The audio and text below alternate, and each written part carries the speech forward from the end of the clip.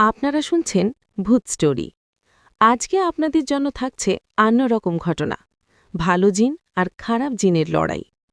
খারাপ জিন চেয়েছিল গ্রামের মানুষকে মেরে ফেলতে, ঠিক সেই সময় ভালো জিন এসে পুরো গ্রামের মানুষকে বাঁচিয়ে দিল। পুরা ঘটনাটি আপনার কাছ থেকেই শুনি। রাতের গ্রাম যেমন শান্ত তেমনি ভয়ঙ্কর। এই কথাটা ঢাকা থেকে বেড়াতে আসা রাকিব তখনও জানত না। ঢাকা শহরে বড় হওয়া ছেলে, গ্রামের নিয়ম কানুন নিষেধ মানা এসব তার কাছে গল্পের মতো। মামার বাড়িতে এসে সে খুব খুশি। চারদিকে গাছপালা, বাঁশঝাড়, পুকুর, কবরস্থান, মসজিদ সব কিছু তার কাছে নতুন।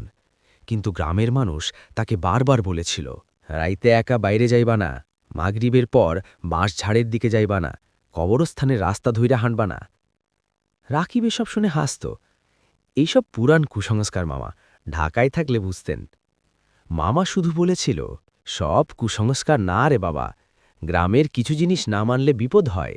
ছেলেটা উধাও। এক রাতে হঠাৎ রাকিব হারিয়ে গেল। রাত তখন প্রায় 1টা, সবাই ঘুমিয়ে। ভোরে উঠে মামা দেখল রাকিবের খাট খালি। প্রথমে ভাবল হয়তো বাইরে গেছে, কিন্তু সকাল হয়ে গেল, দুপুর হয়ে গেল, রাকিব নেই। মামা পাগলের মতো খুঁজতে লাগল। পুকুর পাড়ে, স্কুল মাঠে, বাজারে, আত্মীয়দের বাড়িতে, কোথাও নেই। মামা মাথায় হাত দিয়ে বলল, আমি বোনরে কি জবাব দিমু? আমি কেমনে কইমু তার পোলা হারাইছে? তখন গ্রামের একজন বয়স্ক লোক বলল, মসজিদের মোয়াজ্জেমের কাছে যান, উনি কিছু বুঝতে পারবে। মসজিদে রাতের ঘটনা। সবাই মিলে মসজিদে গেল। মোয়াজ্জেম সাহেব সব কথা শুনে চুপ হয়ে রইলেন। তিনি ধীরে বললেন, আমি এই সব কাজ করি না, কিন্তু আপনারা যেহেতু আইছেন, গ্রামের রক্ষককে ডাকতে হইব। সবাই অবাক, গ্রামের রক্ষক আবার কে? মোয়াজ্জেম বলল, এখন প্রশ্ন করার সময় না, তাড়াতাড়ি একটা লাল মোরগ নিয়ে আসেন। একজন দৌড়ে গিয়ে লাল মোরগ নিয়ে এলো। মোরগটা জবাই করা হলো। মসজিদের পেছনের উঠানে সবাই গোল হয়ে বসল। রাকিবের মামাতো ভাইকে মাঝখানে বসানো হলো। মোয়াজ্জেম দুরুদ, দোয়া, কোরআনের আয়াত পড়তে লাগলেন। বাতাস হঠাৎ ঠান্ডা হয়ে গেল, বাঁশঝাড় থেকে শোঁশো শব্দ আসতে লাগল। তারপর মামাতো ভাই হঠাৎ কাঁপতে শুরু করল। তার কণ্ঠ বদলে গেল। সে অন্য গলায় বলল, কেন ডাকছ আমাকে? সবাই ভয় পেয়ে গেল। মোয়াজ্জেম বলেন, আমাদের গ্রামের ছেলে হারাইছে, তাকে ফেরত দেন। ছেলেটার মুখ দিয়ে আবার কথা এলো, যারে খুঁজতেছ সে কবরস্থানে পড়ে আছে। সবাই শিউরে উঠল। সে আবার বলল, এই মসজিদের জায়গায় আগে এক খারাপ জিন বন্দী ছিল। মসজিদ বানানোর সময়ে মাটি খুইড়া সেই জিন ছাইড়া পাইছে, কিন্তু তার শক্তি কাঁঠাল গাছে বন্দী করা আছে। ভাগ্য ভালো, গাছ কাটো নাই, কাটলে গ্রাম কবরস্থান হইয়া যাইত। সবাই নিঃশব্দ।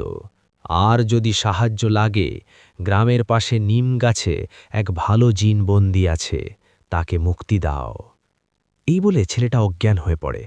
ঠিক তখনই বাঁশঝাড় থেকে লাল চোখওয়ালা একটা কালো বিড়াল বের হয়ে সবাইকে তাকিয়ে দেখল। তারপর অন্ধকারে মিলিয়ে গেল কবরস্থানে। মোয়াজ্জেম বললেন, চলেন কবরস্থানে যাই। সবাই লাঠি লণ্ঠন নিয়ে গেল। কবরস্থানে গিয়ে দেখে নতুন একটা কবর খোঁড়া, আর পাশে রাকিব পড়ে আছে অজ্ঞান। তাকে বাড়িতে এনে উঠানে শোয়ানো হলো। মোয়াজ্জেম কোরআনের আয়াত পড়ে পানিতে ফু দিয়ে রাকিবের মুখে দিলেন। কিছুক্ষণ পর সে চোখ খুলল। তুই কেমনে গেলি কবরস্থানে?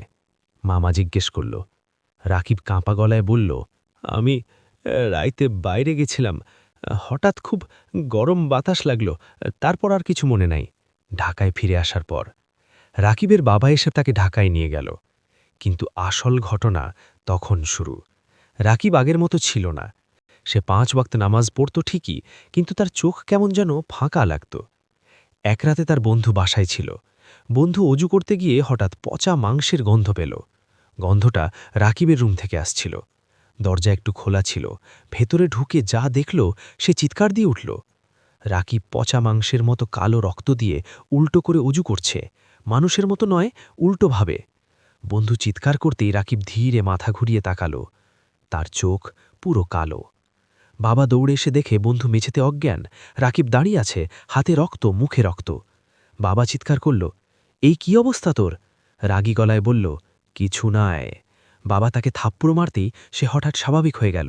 আবার গ্রামে। বন্ধু বলল, আঙ্কেল, ও ঠিক নাই, গ্রামের মোয়াজিমের কাছে নিতে হবে। তারা আবার গ্রামে গেল। রাকিবের আচরণ দিন দিন অস্বাভাবিক হচ্ছিল। কখনো একা একা হাসত, কখনো রাতে কথা বলতো। গ্রামবাসী জিজ্ঞেস করল, ভালো জিনরে বন্দি করছিল কেন? মোয়াজ্জেম তখন পুরনো ঘটনা বললেন, পুরনো ইতিহাস। অনেক বছর আগে এই গ্রামে এক ভয়ঙ্কর খারাপ জিন ছিল। মানুষ মেরে ফেলত, ঘর জ্বালিয়ে দিত, মানুষ পাগল হয়ে যেত। গ্রামের ইমাম এক বড় আলেমকে ডাকেন। সেই আলেম ভালো জিনকে ডেকে সাহায্য চান। ভালো জিন খারাপ জিনের সাথে ভয়ঙ্কর লড়াই করে তাকে হারায়। তারপর খারাপ জিনকে মাটির নিচে পুঁতে দেয়। তার শক্তি কাঁঠাল গাছে বন্দি করে। ভালো জিন বলেছিল, আমাকে বন্দি করে রাখেন, আমি আর এই সব দেখতে চাই না। কেউ যদি আমাকে মুক্তি করে সাহায্য চায়, তখন আমি সাহায্য করব। তাই তাকে নিম গাছে বন্দি করা হয়েছিল। সত্যপ্রকাশ। গ্রামবাসী নিম গাছের জিনকে মুক্তি করল। সেই জিন এসে রাকিবকে দেখে বলল, এই ছেলেকে আর বাঁচানো যাবে না। সবাই অবাক, কেন? জিন বলল, যে লোহার গজাল দিয়ে খারাপ জিনকে বন্দি করা ছিল, সেই গজাল যদি কেউ তুলে কাঁঠাল গাছে ঢোকায়, তাহলে খারাপ জিন শক্তি ফিরে পাবে। এই ছেলে সেই কাজ করছে, তাকে দিয়ে করানো হয়েছে। মামা কাঁদতে লাগল।